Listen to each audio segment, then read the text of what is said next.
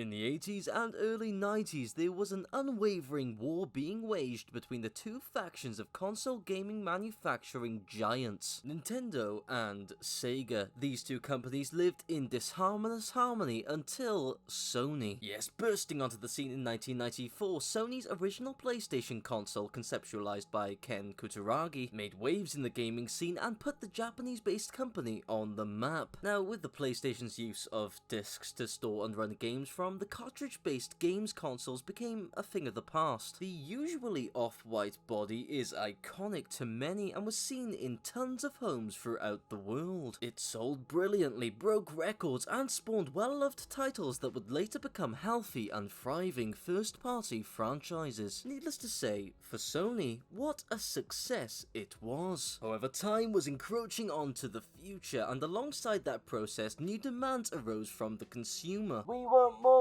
they said into their megaphone-like things, I'm sure. So Sony had to give them more, and it all started on the dawn of the very first PlayStation's release. Yes, it didn't take long for the team at Sony to start considering and designing the successor to their maiden console, and what a mysterious development cycle it would prove to be. Now, some say it was created on the golden west coast of the US by defunct British game developer Argonaut Games, and yet even this isn't 100% confirmed, as the development of the console was shrouded in secrecy, hidden away by Sony behind multiple locked doors. What we do know is that Sony were quite trepidatious when it came to designing their second console, the PlayStation 2. For its predecessor, the original PlayStation had dominated the sales charts among its competition, but as the head of Sony Computer Entertainment at the time, Jack Tretton, expressed, they were cautious because it was very rare that the leader of one generation could hold that position in the next. And looking throughout history, this is certainly true, and that's why they had to start early and in secret to avoid the prying eyes of their competition. Nevertheless, snippets of information did slip their way through in the mid to late 90s. The console was quoted to be backwards compatible, able to run PS1 games, it would have a DVD player function, and would be able to connect to the internet. All quite exciting possibilities for the late 90s consumer. You could see the cracks in the curtain they had put up around the project starting to appear, until on March 1st, 1999, Sony did away with any secrecy and announced that a new console was indeed on its way. This reveal was done at an event that was apparently rather lavish, held in a Tokyo concert hall attended by around 1,500 people of importance. Sony president Norio Oga spoke, as did his eventual successor Nobuyuki Idei, along with the famed designer Ken Kutaragi himself, who confirmed that this for now unnamed console would indeed have backwards compatibility, and continued on to mention something called an emotion engine. Now, not much is said about what the emotion engine actually was, but for the power of hindsight, we know that Kutaragi, on April 1st, 1999, helped in forming a joint company between Sony and Toshiba, with the specific aim being to mass-produce these emotion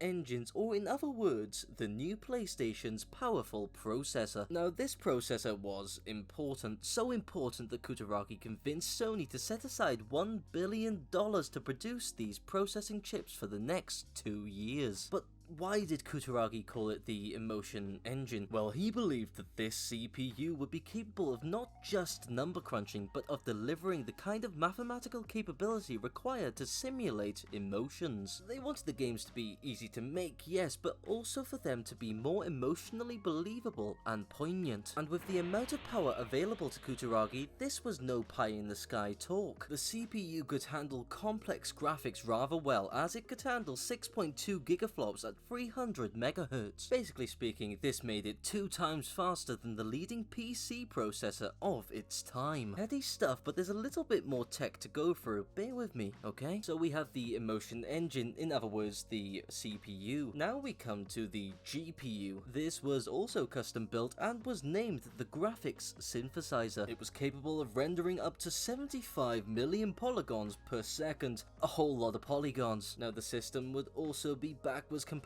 as discussed, contain DVD and CD player capabilities. Want something to store your game's save data on? Here's some memory cards, with 2 USB ports and an explosion bay to install a further hard disk drive for a little bit of extra power. You'd need an adapter for online play, and look at those nostalgic wired controllers.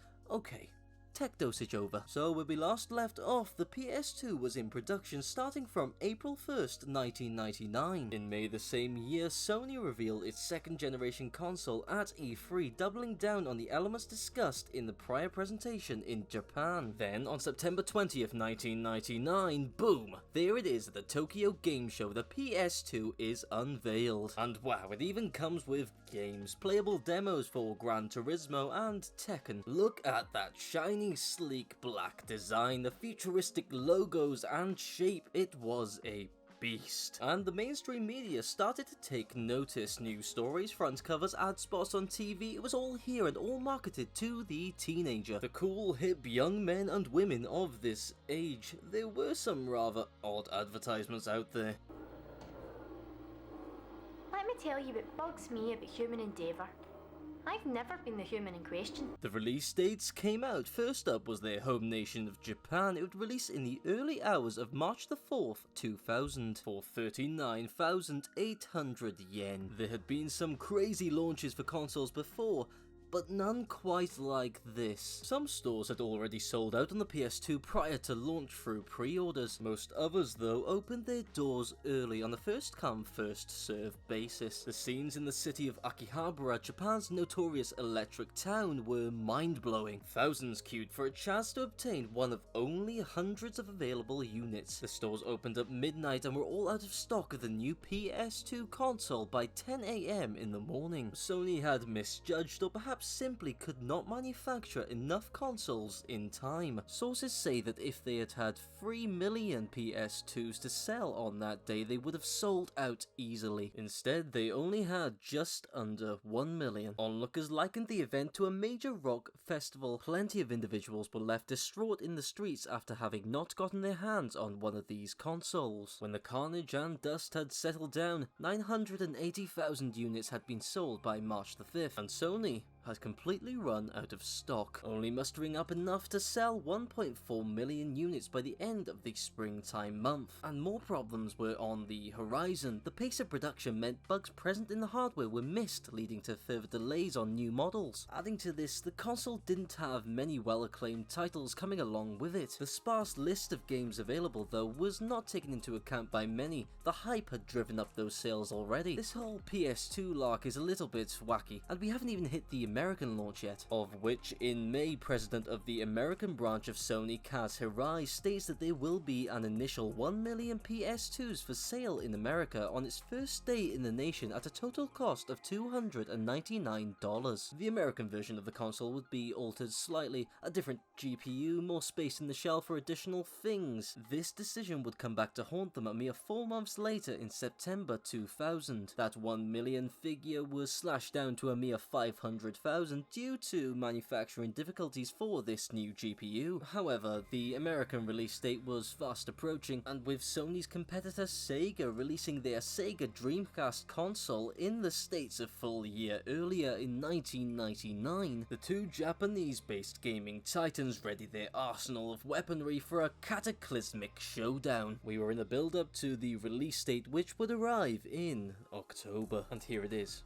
It's October the 26th to be exact. The release day beckons. 500,000 units of the new PlayStation 2 console were released. 500,000 were sold. 100,000 more PS2s were sent to the States every week to help with the demand. 100,000 released, 100,000 sold. Every single week it was the same story, the resale value spiking. $299 retail price rose to over $1,000 on eBay. Yes, everywhere you looked in those latter months of 2000, the PS2 was sold out. Children everywhere cried into their stockings wishing for a copy of the PS2 that was nowhere near being built yet. And when it was released in Europe on November 24th, the scenes were much the same. I don't know much about conversion rates, but that seems quite unfair to the people over here. But demand for the console didn't deteriorate in the slightest. They kept up the momentum. The game's lineup had improved vastly in comparison to the Japanese launch. The PlayStation 2 was everywhere. The PlayStation 2 was the hottest commodity in the world. And what became of its direct competitor competitor, the Sega Dreamcast, well, it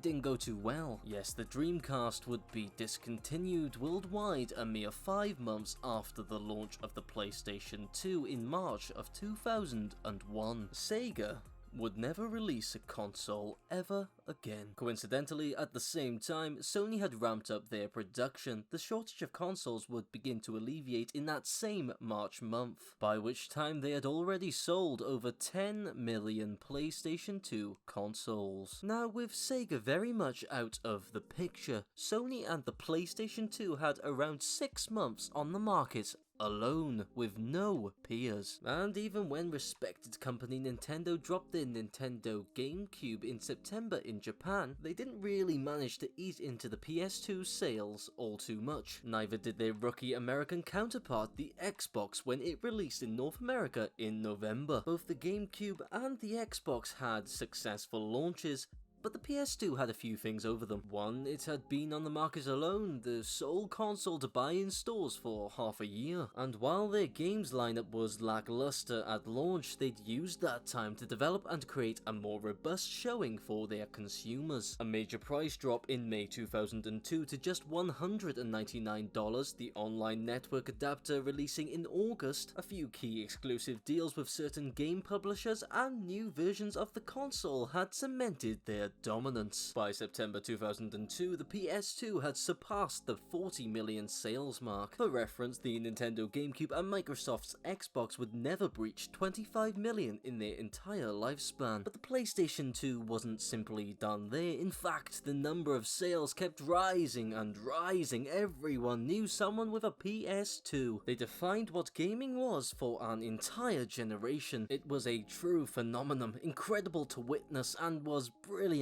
marketed and capitalized upon. Today, right now, it's difficult to describe just how important this console was in shaping the current landscape of console gaming we all see around us. The PS2 had permanently affected the video games market and perhaps was the first of its kind to really go beyond the core gamer demographic. So much so that by its worldwide discontinuation in January 2013, around 13 years after its original release, the PS2 had racked up a grand total of around 155 million units sold. To this very day, the PlayStation 2 is the highest selling games console of all time. Ask anyone of a certain age and they likely would have owned a PlayStation 2. Sony broke the mold with this one, established a degree of dominance in a specialized market that is unheard of. When Ken Kutaragi first presented his idea of an emotion engine, he had some critics. They ridiculed,